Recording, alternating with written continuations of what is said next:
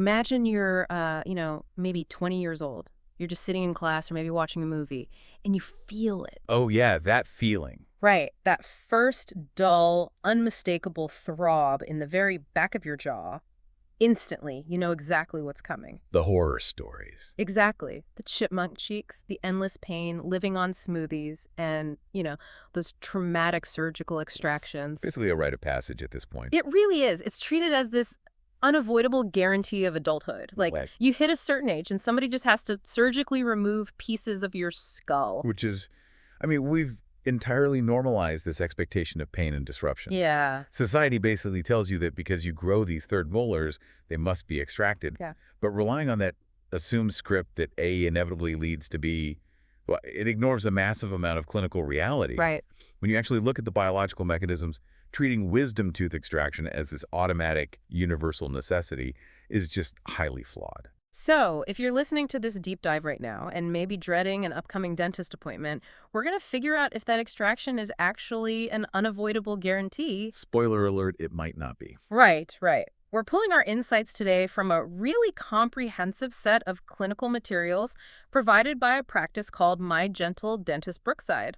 And our mission here is to separate the persistent cultural myths from the actual anatomical facts. Which is so needed. It is.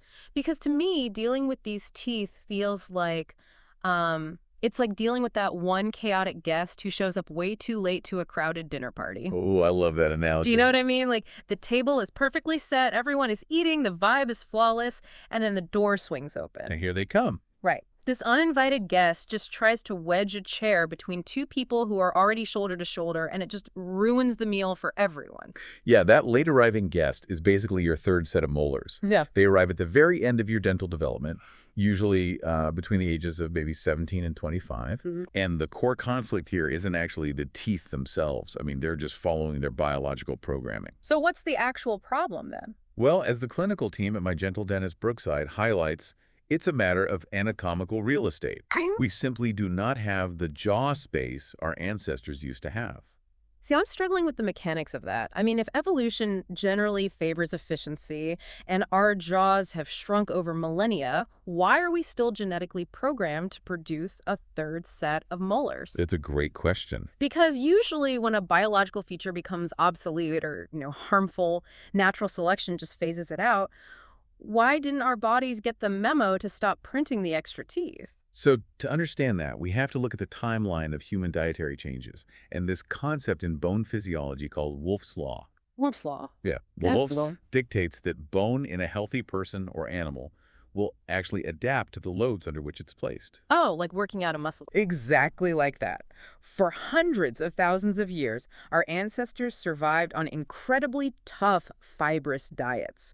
We're talking raw roots, uncooked meats, really thick vegetation. Stuff you really had to gnaw on. Right. Chewing that kind of material required immense mechanical force. And that heavy, repetitive chewing during childhood development, it actually stimulated the jawbone to grow larger and wider. Wow, really? Yeah. The physical stress signaled the bone to expand, which created plenty of room for all 32 teeth. Wait, so inventing cooking basically short-circuited our own facial growth? That's one way to put it, yeah. Because by learning to cook food and then later developing agriculture, we essentially outsourced a massive portion of our digestion to the fire and the mortar. Bingo. We created much softer diets, and that meant we didn't need to exert that extreme mechanical force anymore. So the jaw doesn't get the workout. Exactly. Because modern jaws aren't subjected to that intense stress during childhood, the bone simply doesn't receive the mechanical signal to grow to those massive ancestral dimensions. The physical real estate shrank dramatically. But the blueprint didn't. The genetic code is still stubbornly telling the body, hey, develop 32 teeth, even though the construction site has been downsized by like 20%. Yeah, it's a massive evolutionary lag. Yeah.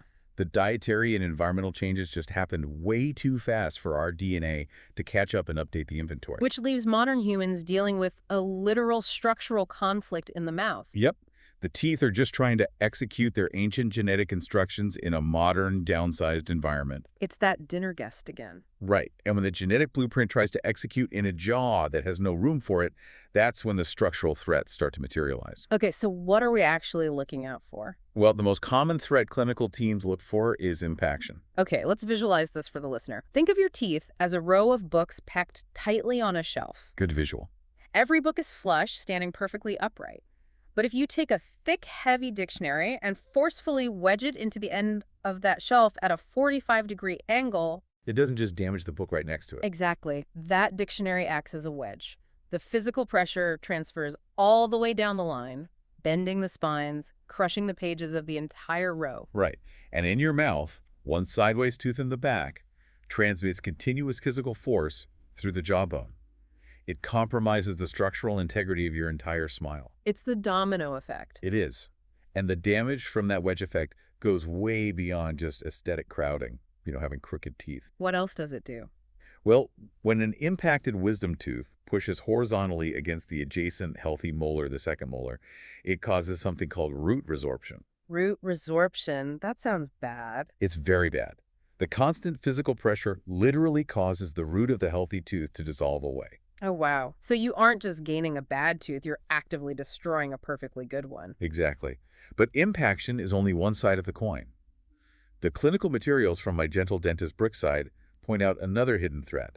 And this one occurs when the tooth actually manages to break through the surface, but only partially. So the tooth breaches the gum line, but it gets stuck halfway because it just ran out of room. Right. And when it gets stuck, a flap of gum tissue known medically as an operculum remains draped right over the top of the partially erupted tooth. That sounds like a trap. It's the ultimate trap.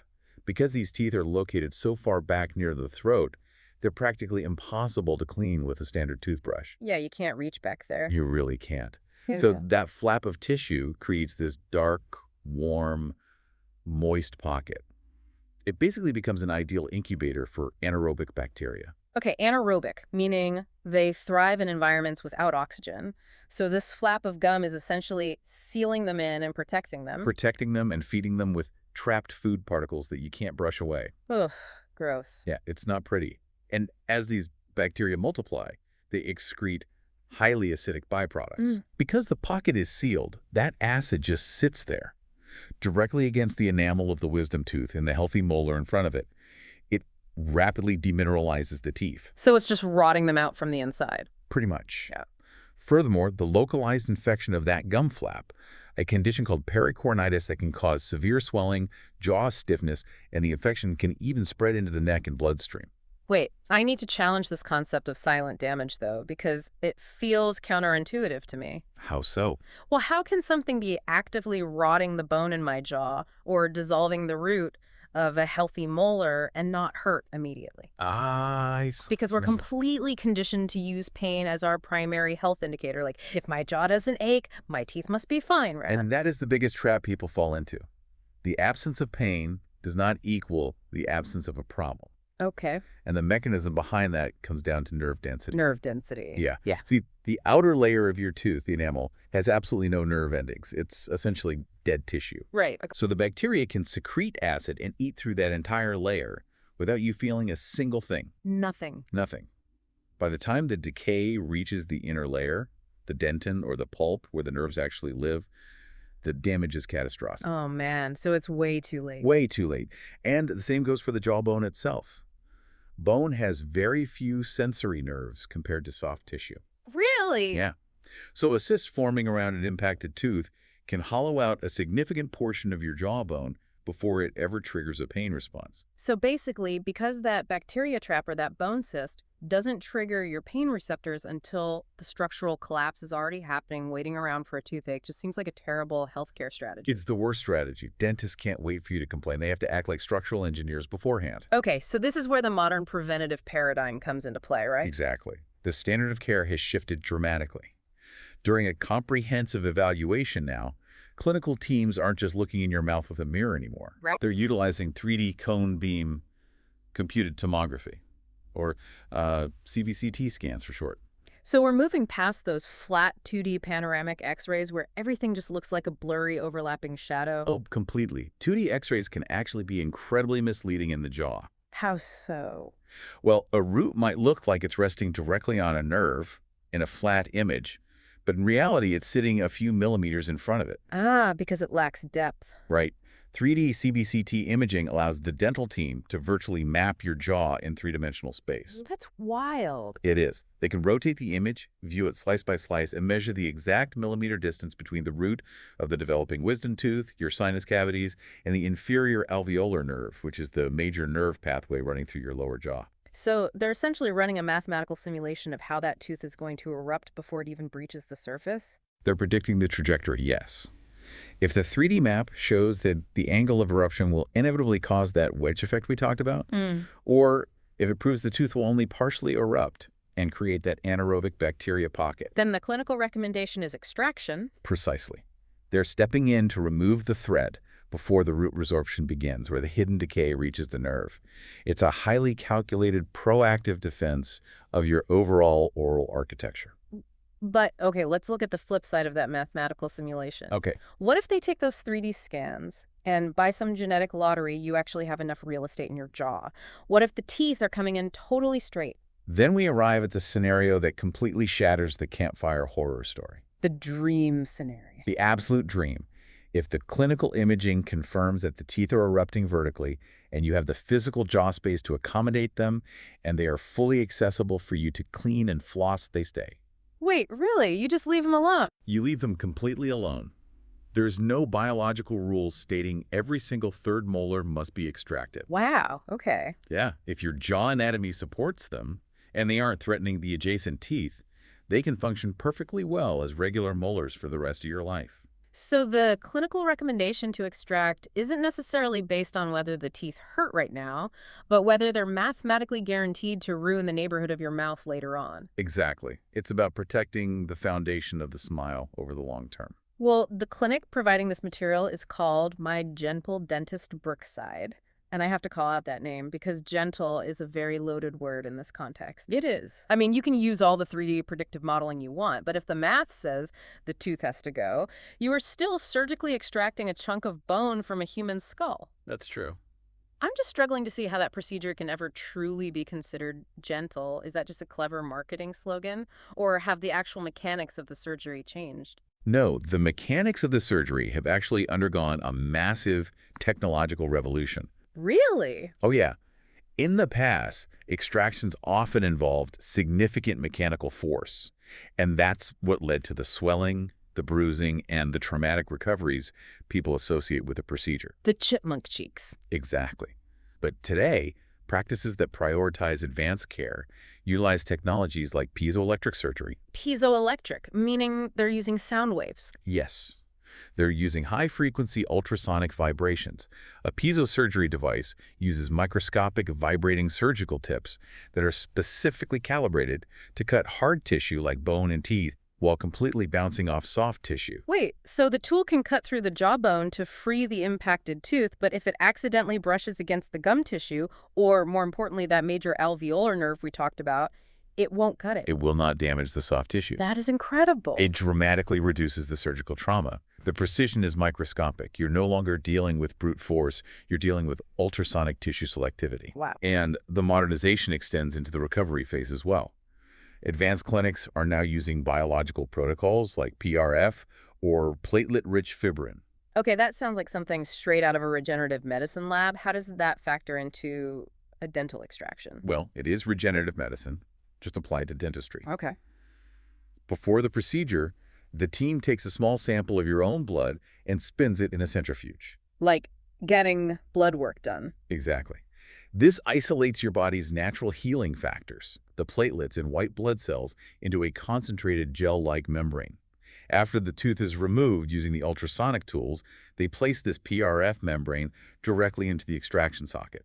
Let me make sure I'm getting this. So instead of leaving an empty hole in the jawbone and just hoping a blood clot forms naturally, which I know is how you get dry socket, another famous campfire horror story, they're essentially packing the wound with a super concentrated dose of your own healing cells. You nailed it. It jumpstarts the tissue regeneration immediately. That's brilliant. It really is. It drastically reduces post-operative inflammation, minimizes the risk of dry socket almost entirely, and accelerates bone healing. So gentle isn't just marketing. Not at all.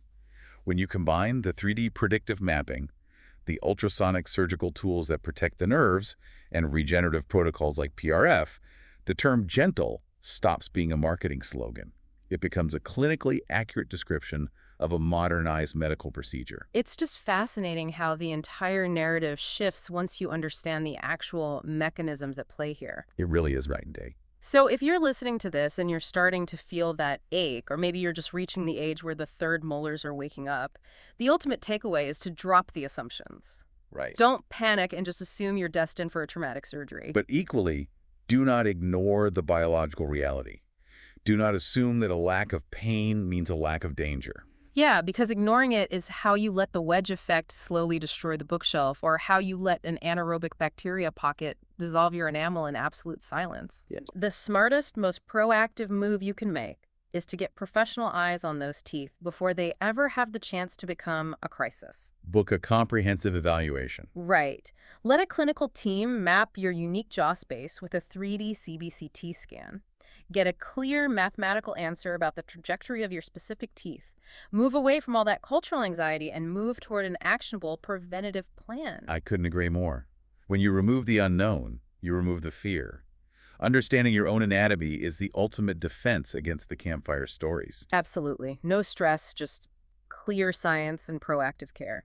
But, before we wrap up this deep dive into the human jaw, I want to leave you with a lingering thought. I'm intrigued. Something to really mull over based on what we learned today about Wolff's Law and the evolutionary real estate crisis. Right, the shrinking jaws. Exactly. We know that human jaws shrank because we invented cooking, adopting softer diets that no longer subjected our bones to intense mechanical stress. Yep. And our diets are only getting softer. It's true. The physical demands on our jaws today are practically non-existent compared to early human history. I mean, we're eating highly processed, easily digestible foods. Right. So if evolution is a continuous process and bone structure continues to adapt to the loads placed upon it, where does this end? Will future generations of humans eventually stop growing these third molars altogether? Will the genetic blueprint finally get the memo and update the inventory to match our downsized modern jaws? That is a fascinating question. Or are we just going to be biologically stubborn, stuck with this evolutionary leftover forever? It really makes you wonder what kind of structural anomalies will be crashing the human dinner party 1,000 years from now.